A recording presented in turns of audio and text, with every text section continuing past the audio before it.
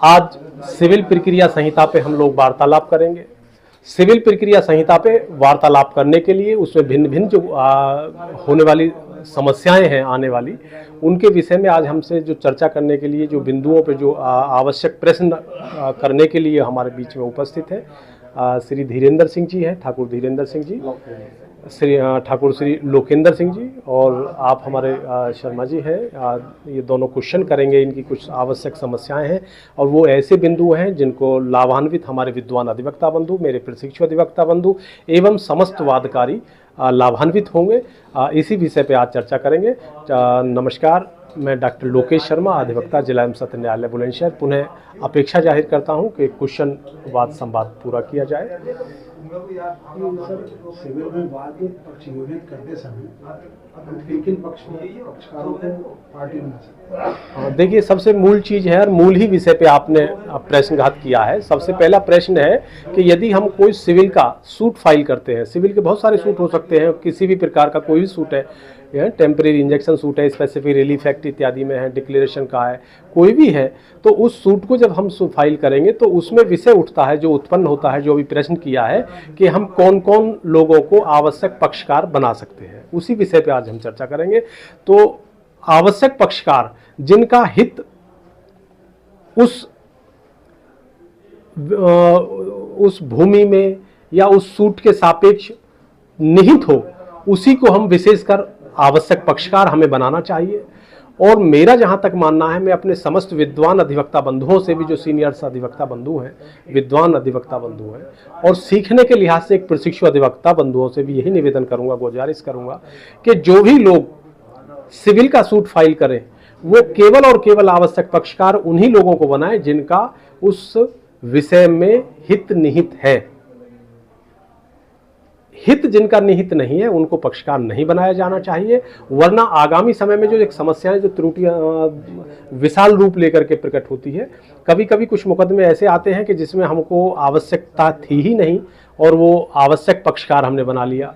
भविष्यिक रूप से डेथ हुई, उसकी डेथ होने के बाद में जो विपक्षी का अधिवक्ता हैं उन्होंने सूचना मुहैया करा दी, लेकिन जिसको हमने पक्षकार बनाया हमको यही नहीं पता है कि इसकी जनरेशन में और लोग कितने हैं, उनका हित निहित है या नहीं है। तो एक अनावश्यक और संशोधनात्मक स्थिति से बचने के लिए मेरा केवल सबमिशन इतना है कि जिसका हित निहित है उस विवादित स्थिति में, विवादित स्थल में, केवल उसी को पक्षकार बनाया जाना चाहिए। डॉक्टर साहब, इसमें दूसरा क्वेश्चन में, अगर किसी भी मुकदमे के कंटिन्यूएशन के दौरान किसी वादी या प्रतिवादी की अगर डेथ हो जाती है जी, तो उसमें हमें क्या करना चाहिए? देखिए, ये भी बहुत आवश्यक और बड़ा मूलभूत प्रश्न है। तो मैं अपने समस्त प्रशिक्षु अधिवक्ता बिंदुओं से निवेदन करूंगा, उनसे आग्रह करूंगा, गुजारिश करूंगा कि जो भी लोग देख रहे हैं वो निश्चित रूप से बहुत ही अच्छा और बड़ा ही संकुल प्रश्न है। और ये अक्सर जितने भी न्यायालय में वाद चल रहे हैं, ये कभी भी किसी के साथ कोई भी आकस्मिक ऐसी घटना दुर्घटना हो सकती है जिसके कारण इस प्रश्न को हम उत्तर के रूप में खोजने के लिए विवश हो सकते हैं। तो विषय क्या है? विषय इसमें दो उत्पन्न होते हैं। एक विषय तो ये है कि यदि वादी की मृत्यु हो गई है, और एक दूसरा विषय उत्पन्न होता है कि प्रतिवादी गण की किसी की मृत्यु हो गई है। तो दोनों का विषय डिफरेंट है। तो ये सिविल प्रक्रिया संहिता का आदेश 22 नियम 3 के अंतर्गत तो वादी के द्वारा गवर्न किया जाता है।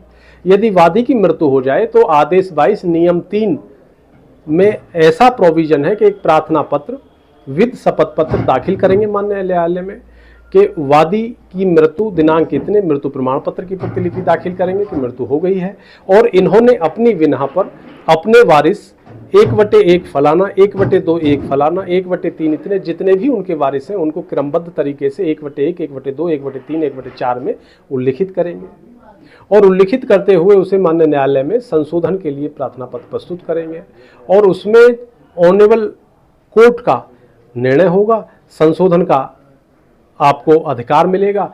आप उसमें संशोधन कीजिए, रेड पेन से संशोधन करें, जिस डेट का आदेश है उसको डेट अंकित करते हुए, और जिस डेट में आप संशोधन कर रहे हैं उसके कॉर्नर पे ऑर्डर शीट पे आप अंकित कीजिए, संशोधन आदेश दिनांक इतने के अनुपालन में संशोधन किया जाता है, आज दिनांक फलाना, हस्ताक्षर कीजिए। और यदि मृतक लिखा जाना है तो कुछ कंडीशंस जो सेकेंडरी है वो विपक्षी की तरफ आती है, तो वो आदेश 22 नियम 4 के अंतर्गत आती है। जो प्रतिवादी गण यदि कोई मृत्यु हो जाता है, विपक्षी संख्या 1 2 3 4 5 6 या जितने भी XYZ हमने बनाए हैं, यदि उनमें से किसी का, तो उन्होंने अपनी बिना पे किन लोगों को छोड़ा है, मृतक की सूचना तो केवल और केवल उनके अधिवक्ता उपलब्ध कराएंगे। वो हाशिए पे अंकित करेंगे, फलाना दिनांक को मेरे पक्षकार विपक्षी संख्या 2 की 3 की 4 की या फलाना की मृत्यु हो गई है।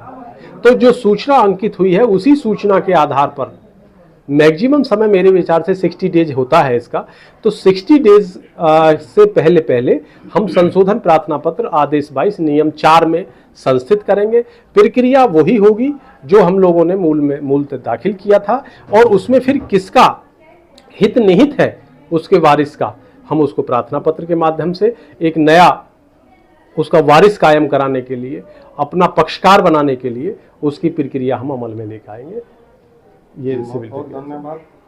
मैं डॉक्टर मेरे बड़े भाई साथी अधिवक्ता डॉक्टर लोकेश शर्मा जी का बहुत बहुत धन्यवाद करना चाहता हूँ। जानकारी का आप सभी लोगों को लाभ मिले, इसके लिए मैं उनका बहुत बहुत धन्यवाद। आज चर्चा में शामिल होने के लिए दोनों महान विभूतियों के लिए मैं ईश्वर से यही आराधना करता हूँ। समय अनुरूप फिर दोबारा ऐसे ही हम लोग लगातार वीडियो बनाते हैं, पर डे वीडियो बनाते हैं, और मैं विशेषकर प्रशिक्षु अधिवक्ताओं के लिए, विद्वान अधिवक्ताओं की केवल मेमोरी शार्प करने के लिए, चूँकि वो ऑलरेडी विद्वान है तो उनकी केवल मेमोरी शार्प करने के लिए और वादकारियों के विशेष ज्ञान वर्धन के लिए मैं ये लगातार हम लोग वीडियो बनाने का प्रयास करते रहते हैं।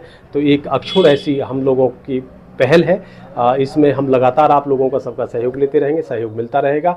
समस्त प्रशिक्षु अधिवक्ताओं का, विद्वान अधिवक्ताओं का, जो मेरे सब्सक्राइबर्स हैं, जो मुझे देख रहे हैं, जो वादकारी हैं, मैं उनका पुनः अभिनंदन करता हूं। नमस्कार।